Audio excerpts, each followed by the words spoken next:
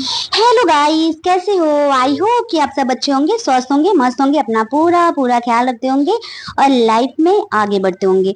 आज मैं लेकर आई हूँ वीडियोस नवरात्रि पे ही। आज का भी वीडियोस है, नवरात्रि की तीसरा दिन है। जैसे कि आप लोगों को सबको पता है कि नवरात्रि चल रहा है, नवरात्रि की तीसरा दिन चल रहा है। तो नवरात्रि की तीसरे दिन तक अगर आपको मतलब जौ से रिलेटेड चीजें मैं बताने वाली हूँ, कुछ ऐसे संकेतों के बारे में बताने वाली हूँ कि माता रानी आपसे खुश है कि नहीं है। अगर जौ नहीं उगा है तो उसकी क्या उपाय आपको करनी है। तो जैसे कि नवरात्रि का तीसरा दिन है, जौ नहीं उगे हैं, अंकुरित नहीं हुए हैं, तो तुरंत करनी है ये सब उपाय। आपको हरे भरे जौ क्या संकेत देती है ये भी मैं आप लोगों को बताऊंगी। इससे पहले जो लोग मेरे चैनल को सब्सक्राइब नहीं किए हैं, जल्दी जल्दी जाके मेरे चैनल को सब्सक्राइब कीजिए, लाइक कीजिए और ज्यादा से ज्यादा शेयर कीजिए। हाँ, ताकि मेरा नया नोटिफिकेशन आप सबको मिलता रहे। जैसे कि नवरात्रि में हरे भरे और घने जौ उगना बेहद शुभ माना जाता है। कहते हैं कि ऐसे जौ धन धान्य में वृद्धि होने का संकेत देता है। लेकिन अगर जौ उग नहीं रहे हैं तो ये अशुभ संकेत माना जाता है। नवरात्रि का तीसरा दिन लग गया है, मतलब आज है नवरात्रि का तीसरा दिन। अगर आप अभी तक आपके जो अंकुरित नहीं हुए हैं तो ये उपाय तुरंत अपना लीजिए। ठीक है, तो वो उपाय मैं आप लोगों को बताने वाली हूँ। जैसे कि नवरात्रि में जौ का सही तरह से उगना सुख समृद्धि और सकारात्मक ऊर्जा से जोड़कर देखा जाता है। और सॉरी, मैं आप लोगों से एक बात कहना चाहती हूँ कि मेरे बैकग्राउंड के पीछे से काफी शोर आ रहा होगा गाड़ी मोटर का, तो उसे प्लीज इग्नोर कीजिएगा। क्योंकि इसलिए कि मेरा घर सड़क के पास में है और मैं वीडियोस बनाती हूँ तो थोड़ा बहुत तो आवाज आएगी ही। और मेरा वीडियो बिल्कुल नेचुरल रहता है, मैं पीछे से एडिटिंग वगैरह नहीं कर पाती हूँ। इतना जो भी जैसा होता है मैं नेचुरल तरीके से वीडियोस अपना डाल देती हूँ। ठीक है, जैसे कि जौ के लिए मैं बता रही थी कि जौ मतलब का सही तरीके से उगना सुख समृद्धि और सकारात्मक ऊर्जा से जोड़कर देखा जाता है। इसीलिए हर कोई चाहता है कि घर में बोए गए जौ जो होते हैं ना, मतलब कि भरे उगे। ऐसे मान्यता भी है कि अगर नवरात्रि में घर में लगाए हुए जौ सही से नहीं उगते हैं तो इसका नकारात्मक असर पड़ता है। मतलब आपके घर में कुछ नकारात्मक ऊर्जा है। ऐसे तो माता रानी के 9 दिन माता रानी जिस घर में वास करती हैं उसके घर में कोई भी नकारात्मक नहीं रहते हैं, खत्म हो जाते हैं। अगर जिसके घर में बड़ी नकारात्मक ऊर्जा रहती तो उनके घर में जौ उगेंगे ही नहीं, मतलब कि बिल्कुल भी अंकुरित नहीं होंगे। तो ये संकेत पहला आप लोगों को मिलता है अगर नकारात्मक ऊर्जा आपके घर में है तो। और इससे जौ अगर नहीं उगते हैं तो इसका सकारात्मक असर पड़ता है जीवन में। इससे भविष्य में आर्थिक तंगी, आर्थिक परेशानियों का सामना करना पड़ सकता है। अगर नवरात्रि के तीसरे दिन तक जौ अंकुरित होना मतलब हो जा रहे हैं और होना शुरू हो गए हैं, और जिसके नहीं उगे हैं या अंकुरित हो रहे हैं, हाँ शुरू हो गए हैं या अंकुरित होना शुरू हो गए हैं, तो आपको कुछ उपाय तुरंत अपना लेनी है। जैसे कि जिनके अंकुरित बिल्कुल भी नहीं हुए हैं तो तुरंत अपना वो लोग मतलब ये उपाय जो मैं बता रही हूँ तुरंत अपनाने हैं। आपको क्या करना है आपको मैं वो भी अभी बता दूंगी आप लोगों को। और जिन लोगों के अंकुरित हो गए हैं तो वो आगे चल के उगेंगे ही उगेंगे। उनको बराबर मतलब गंगा जल से थोड़ा छिड़काव किया कीजिए। माता रानी की पूजा पाठ हो जाने के बाद थोड़ा सा जल उन पे भी डाला कीजिए। जौ एक साक्षात घर की देवी है, धन लक्ष्मी है, माता रानी स्वयं है, जिससे आपको आभास दिलाती है कि मैं साक्षात इस घर में हूँ।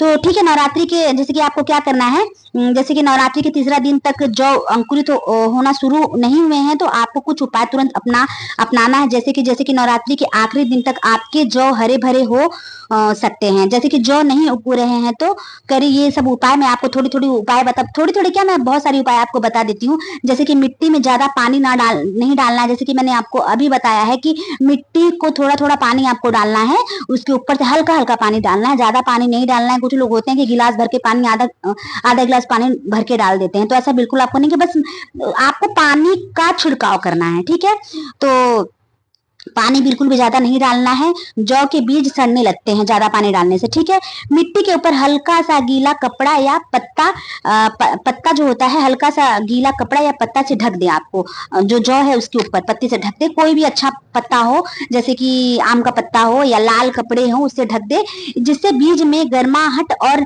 नमी बनी रहेगी और इससे बीज जल्दी ही अंकुरित हो जाएंगे। ठीक है, मिट्टी में रोज थोड़ा थोड़ा जल जरूर छिड़कना ही छिड़कना। जैसे कि मैंने आप लोगों को बताया, हल्का हल्का छिड़काव करना है। जैसे कि अभी जब आप कोई भी पेड़ पौधा उगाते हैं तो उसको आप भारी मात्रा में पानी नहीं देते हो, हल्का हल्का छिड़काव करते हो, तो वैसे इसमें भी हल्का हल्का छिड़काव करना है।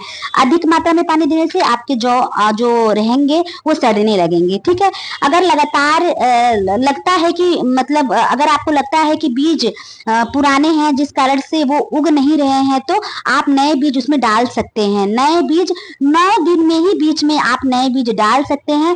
बीज डाल के थोड़ा ऊपर जो गोबर की खंडी थोड़ी सी होती है सूखी, उसको और मिट्टी को उसके ऊपर से हल्का फुल्का डाल देना है। ठीक है, तो आपके जौ उगने लगेंगे। ठीक है, अगर आपको ऐसा लगता है कि मिट्टी या पात्र खराब है, तो या पात्र नया पात्र ले और उसमें मिट्टी डालकर फिर से बीज भी आप उगा सकते हैं। अगर मिट्टी पात्र खराब हो गया है आपसे, उससे भी जौ उगते नहीं है। हाँ, अगर ये सब चीजें अगर आपकी ठीक ठीक है तो भी जौ नहीं उग रही है, तो आपके घर में नकारात्मक ऊर्जा बहुत बड़ी मात्रा में है, इसकी वजह से वो नहीं हो रही। ऐसे तो साक्षात माता आपके घर में साक्षात है, तो नकारात्मक ऊर्जा बिल्कुल भी तंग नहीं करेगी। लेकिन जब आप कोई बड़ी बड़ी देवी या बड़ी देवता देव शक्ति की विसर्जन घर में करते हैं, तो ये छोटे छोटे संकेत बताते हैं। वो सब चीज माता रानी या देव लोग छोटे छोटे संकेत बताते हैं इन्हीं सब चीजों से, जैसे जौ का ना उगना, अखंड अखंड ज्योति, मतलब अचानक से आप मतलब आप संभाल रहे हो तो ठीक है, अचानक से बुझ जाना, बार बार बुझ जाना, तो ये सब संकेत होता है। नारियल का फूट जाना, तो ये सब नकारात्मक ऊर्जा का संकेत होता है, जिससे कि उस समय प्रभाव नहीं देती है। माता रानी बताती है कि आपके घर में नकारात्मक का ऊर्जा है, आप ज्यादा से ज्यादा पूजा पाठ मंत्र जप वगैरह कीजिए, जल्दी से जल्दी खत्म हो जाएगा। अगर नकारात्मक ऊर्जा आपके घर में है तो नवरात्रि के बीच में ही आपको, जैसे कि मैंने बताया था, दुर्गा सप्तशती का पाठ करना है।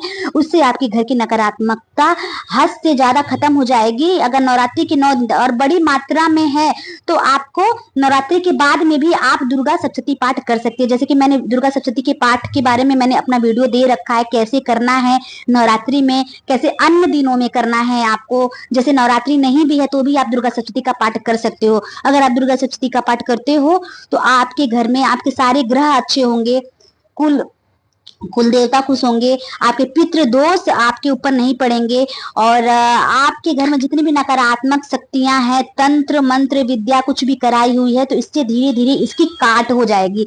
आप किसी भी तांत्रिक के पास में नहीं जाइएगा, आप इन्हीं सब चीजों को करके आप अपने घर की काट कर सकते हो। उन सब चीज को देखिए, आप तांत्रिक के पास जाते हो तो बहुत सारे ढेर सारे पैसे लेते हैं, और अपने जो उन्होंने शक्ति जागृत की रहती है वो शक्तियां आपके पास भेजते हैं कुछ दिन के लिए, फिर वो आपस से शक्तियां बुला लेते हैं। जब वो शक्तियां भेजते हैं आप लोगों के घर पे तो थोड़े दिन के लिए ठीक रहेगी, 6 महीना 2 महीना साल भर ठीक रहेगा। फिर जब वो अपनी शक्ति बुला लेते हैं अपने पास, तो वो फिर से वो जो आपके घर में नकारात्मक ऊर्जा थी, तो वो भारी तरीके से, उससे डबल तरीके से जब वो आती है, जो नकारात्मक ऊर्जा दोबारा से जब आती है तो बहुत तेजी से अटैक करती है आपके घर में। हाँ, तो यही सब है। तो ये सब आप पूजा पाठ जब तक करते रहिए। उसी चीज के बारे में मैं मेरी वीडियोस, वो चैनल है, ये चैनल मैंने बना रखा है, छोटे छोटे मैं उपाय आप लोगों को देती रहती हूँ, तंत्र मंत्र क्रिया, छोटे छोटे उपाय, मतलब घर को सुख शांति में कैसे रखे, छोटे छोटे उपाय मैं देती रहती हूँ। तो आपको हरदम घर में मंत्र का उच्चारण करना है। टाइम नहीं है तो अपने टीवी में आप मंत्र का उच्चारण लगा दे, देवी के मंत्रों का लगा दे, दुर्गा कवच का उच्चारण लगा दे अपने टीवी वगैरह में, या दुर्गा कवच का पाठ कीजिए। सप्तशती पाठ अगर आप करते हो अपने घर में, किसी भी एक टाइम आप करते हो, तो आपके घर की धीरे धीरे नकारात्मक ऊर्जा खत्म हो जाएगी, वो वापस लौट कर नहीं आएगी। जिस घर में ऑरा मजबूत रहता है, उस घर में किसी भी तरीके का क्या बोलते हैं, नकारात्मक ऊर्जा नहीं प्रवेश कर पाती है।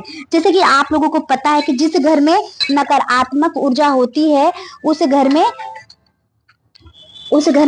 क्या बोलते हैं कि जिस घर में पूजा पाठ नहीं होता है, उस घर में नकारात्मक ऊर्जा आपके घर में आती ही आती है, किसी भी तरीके से आती है। जरूरी नहीं किसने कुछ करवाया है। जैसे कि आप 3 सड़क पे जा रहे हो, किसी ने कुछ करवा रखा है तो आपने नाग लिया, आप कहीं से आ रहे हो, दूर शहर से आ रहे हो, तो आपका कोई भी हवा बयार पीछा कर लिया, शमशान एरिया से जा रहे हो तो वहां का आपका हवा बयार पीछा कर लिया, तो वो भी नकारात्मक ऊर्जा होती है जो आसानी से प्रवेश कर सकती है आपके घर में। तो इसीलिए मैं बोलती हूँ कि आपको अपने घर में सुबह शाम आपके घर में दीपक जलाना चाहिए और मंत्रों का उच्चारण करना चाहिए। ज्यादा से ज्यादा हनुमान चालीसा का पाठ करे, देवी माता का मंत्रों का उच्चारण करे, तो आपके घर में नकारात्मक ऊर्जा घुस भी नहीं पाएगी। अगर किसी ने करवा धरवा दिया है तो वो भी ठीक हो जाएंगे। हाँ, तो ये सब जो संकेत है उसी से रिलेटेड मैंने ये जौ का भी लाया था कि नकारात्मक ऊर्जा रहती है तो वो जौ वगैरह बिल्कुल भी नहीं, वो इसलिए नहीं उगती है कि माता रानी आपको संकेत दे रहे हैं इन सब चीजों से। ठीक है, तो ये होता है जैसे कि अभी नवरात्रि में जो जौ का उगना क्या संकेत देता है और भी बता देती हूँ मैं। जैसे कि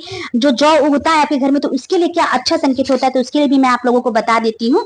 जैसे कि जौ लंबे और सीधे बड़े रहे तो ये अच्छे स्वास्थ्य और काम का सफलता और घर में शांति का संकेत देता है। ठीक है, पीले या हल्के जौ हैं तो इसका मतलब है कि मेहनत अधिक करनी पड़ेगी या आर्थिक स्थिति बिगड़ सकती है।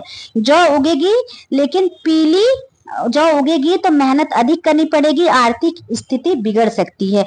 जौ छोटा या कम अंकुरित हुए हैं तो इसका अर्थ है कि कामों में देरी या बाधाएं आ सकती है।